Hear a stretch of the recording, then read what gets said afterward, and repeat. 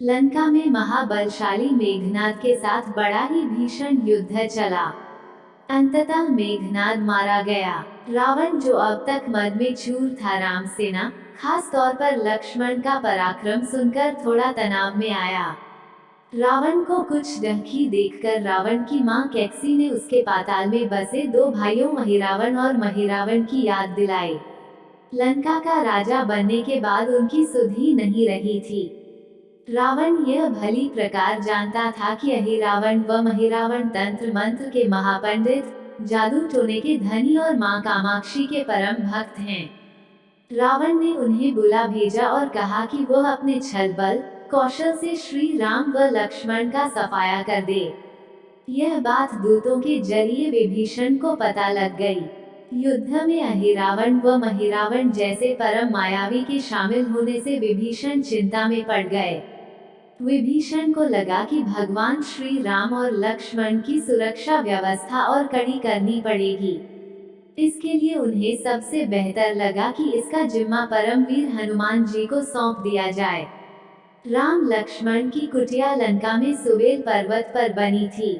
हनुमान जी ने भगवान श्री राम की कुटिया के चारों ओर एक सुरक्षा घेरा खींच दिया। कोई जादू टोना, तंत्र मंत्र का असर या मायावी राक्षस इसके भीतर नहीं घुस सकता था। अहिरावण और महिरावण श्री राम और लक्ष्मण को मारने उनकी कुटिया तक पहुँचे, पर इस सुरक्षा घेरे के आगे उनकी एक न चली, असफल रहे। ऐसे में उन्होंने एक चाल चली। महिरावण विभीषण का रूप धर के कुटिया में घुस गया। राम व लक्ष्मण पत्थर की सपाट शिलाओं पर गहरी नींद सो रहे थे।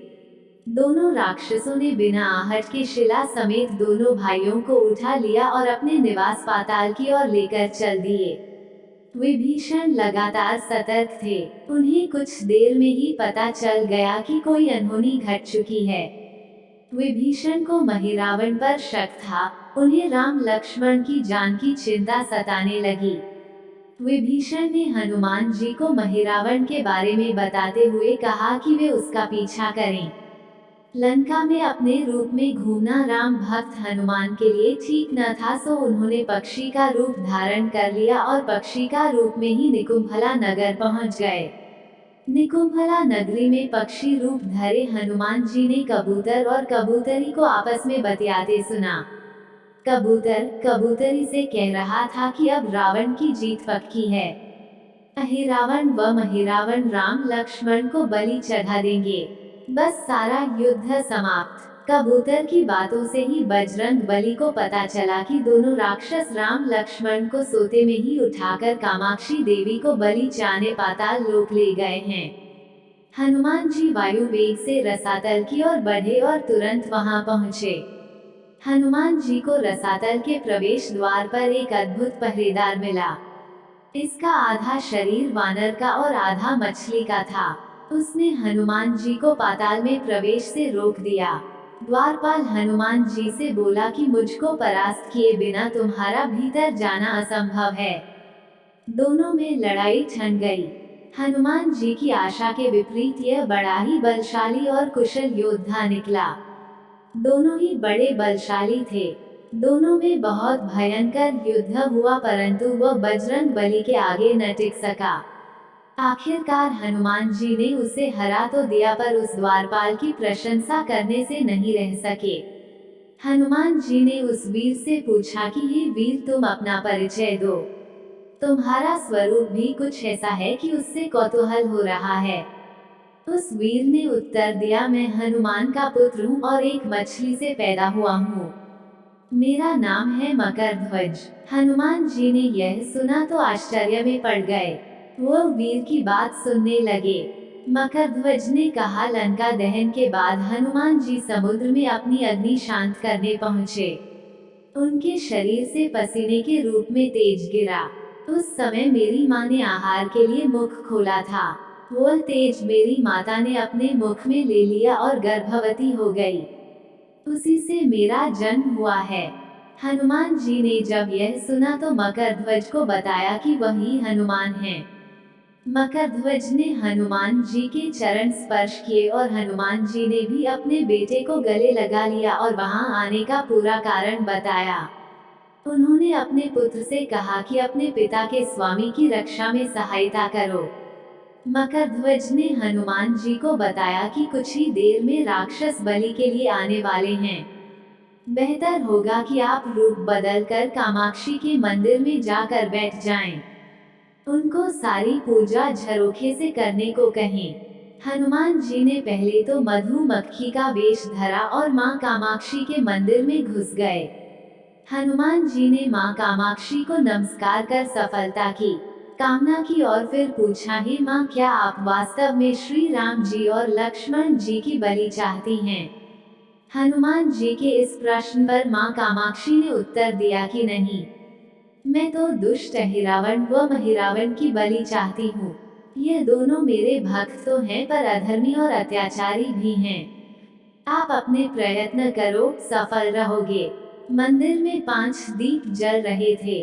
अलग अलग दिशाओं और स्थान पर माँ ने कहा, यह दीप अहिरावण ने मेरी प्रसन्नता के लिए जलाए हैं। जिस दिन ये एक साथ बुझा दिए जा सकेंगे, उसका अंत सुनिश्चित हो सकेगा। इस बीच गाजे बाजे का शोर सुनाई पड़ने लगा। अहिरावण महिरावण बलि चाहने के लिए आ रहे थे। हनुमान जी ने अब मां कामाक्षी का रूप धरा। जब अहिरावण और महिरावण मंदिर में प्रवेश करने ही वाले थे कि हनुमान जी का महिला स्वर गूंजा। हनुमान जी बोले, मैं कामाक्षी देवी हूँ और आज मेरी पूजा झरोखे से करो। झरोखे से पूजा आरंभ हुई। ढेर सारा चावा मां कामाक्षी को झरोखे से चाया जाने लगा।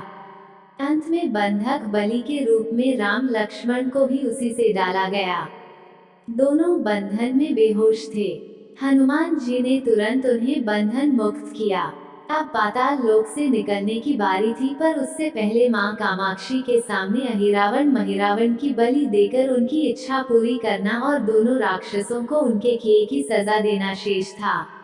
अब हनुमान जी ने मकरध्वज को कहा कि वह अचेत अवस्था में लेटे हुए भगवान राम और लक्ष्मण का खास ख्याल रखे और उसके साथ मिलकर दोनों राक्षसों के खिलाफ युद्ध छेड़ दिया। पर यह युद्ध आसान न था।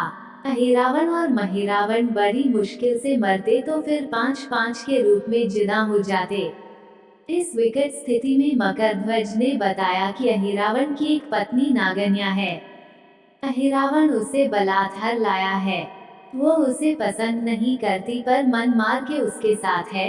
वो अहिरावण के राज जानती होगी। उससे उसकी मौत का उपाय पूछा जाए। आप उसके पास जाएं और सहायता मांगे। मकरध्वज ने राक्षसों को युद्ध में उलझाए रखा और उधर हनुमान अहिरावण की पत्नी के पास पहुँचे।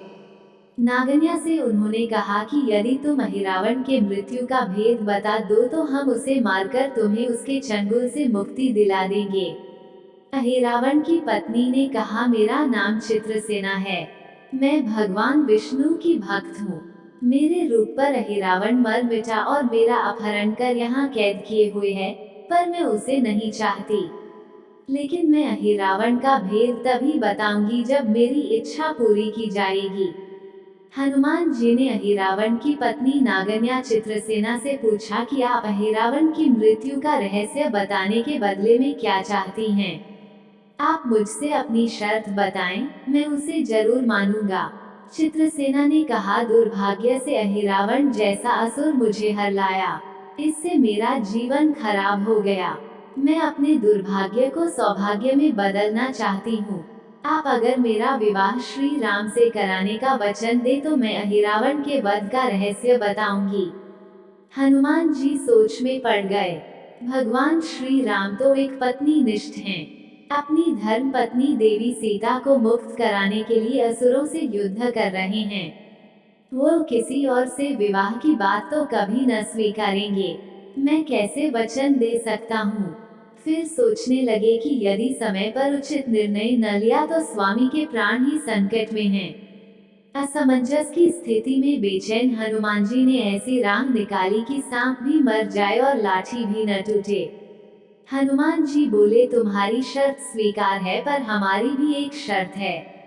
यह विवाह तभी होगा जब तुम्हारे साथ भगवान राम जिस पलंग पर आसीन होंगे वह सही सलामत रहना चाहिए। यदि वह टूटा तो इसे अपशकुन मानकर वचन से पीछे हट जाऊंगा। जब महाकाय अहिरावण के बैठने से पलंग नहीं टूटता तो भला श्री राम के बैठने से कैसे टूटेगा। यह सोचकर चित्रसेना तैयार हो गई। उसने अहिरावण समेत सभी राक्षसों के अंत का सारा भेद बता दिया।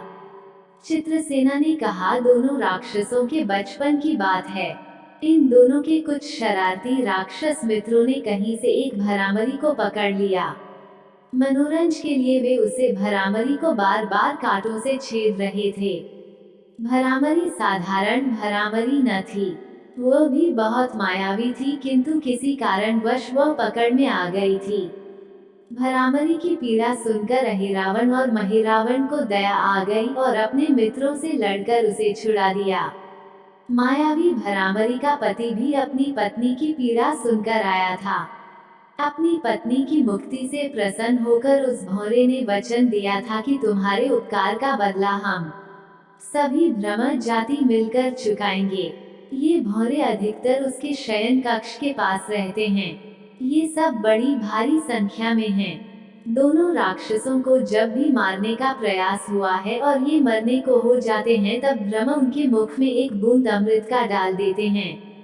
उस अमृत के कारण ये दोनों राक्षस मरकर भी जिंदा हो जाते हैं। इनके कई कई रूप उसी अमृत के कारण हैं। इन्हें जितनी बार फिर से जीवन दिया गया, उनके उतने नए रूप बन गए हैं। इसलिए आपको पहले इन भंवरों को मारना होगा। हनुमान जी रहस्य जानकर लौटे। मकरध्वज ने अहिरावण को युद्ध में उलझा रखा था, तो हनुमान जी ने भंवरों का खात्मा शुरू किया। वे आखिर हनुमान जी के सामने कहां तक टिकते। जब सारे भ्रम खत्म हो गए और केवल एक बचा, तो वो हनुमान जी के चरणों में लौट गया। उसने हनुमान जी से प्राण रक्षा की याचना की। हनुमान जी पसीज गए। उन्होंने उसे क्षमा करते हुए एक काम सौंपा। हनुमान जी बोले, मैं तुम्हें प्राण दान देता हूँ, पर इस शर्त पर कि तुम यहाँ से तुरंत चले जाओगे और अहिरावण की पत्नी के पलंग की पार्टी में घुसकर जल्दी से जल्दी उसे पूरी तरह खोखला बना दोगे। भावरा तत्काल चित्रसेना के पलंग की पार्टी में घुसने के लिए प्रस्थान कर गया। इधर अहिरावण और महिरावण को अपने चमत्कार के लुप्त होने से बहुत अचरज हुआ, पर उन्होंने मायावी युद्ध जारी रखा। भ्रमरों को हनुमान जी ने समाप्त कर दिया, फिर भी हनुमान जी और मकरध्वज के हाथों अहिरावण और महिरावण का अंत नहीं हो पा रहा था। यह देखकर हनुमान जी कुछ चिंतित हुए। फिर उन्हें कामाक्षी देवी का वचन याद आया। देवी ने बताया था कि अहिरावण की सिद्धि है कि जब पांचों दीपकों एक साथ बुझेंगे, तभी वे नए नए रूप धारण करने में असमर्थ होंगे और उनका वध हो सकेगा। हनुमान जी ने तत्काल पंचमुखी रूप धारण कर लिया। उत्तर दिशा में वराह मुख, दक्षिण दिशा में नरसिंह मुख, पश्चिम में गरुड़ मुख, आकाश की ओर हयग्रीव मुख एवं पूर्व दिशा में हनुमान मुख। उसके बाद हनुमान जी ने अपने पांचों मुख द्वारा एक साथ पांचों दीपक बुझा दिए। अब उनके बार बार पैदा होने और लंबे समय तक जिंदा रहने की सारी आशंकाएं समाप्त हो गई थी। हनुमान जी और मकरध्वज के हाथों शीघ्र ही दोनों राक्षस मारे गए। इसके बाद उन्होंने श्री राम और लक्ष्मण जी की मूर्छा दूर करने के उपाय किए। दोनों भाई होश में आ गए। चित्रसेना भी वहां आ गई थी। हनुमान जी ने कहा, प्रभु, अब आप अहिरावण और महिरावण के छल और बंधन से मुक्त हुए।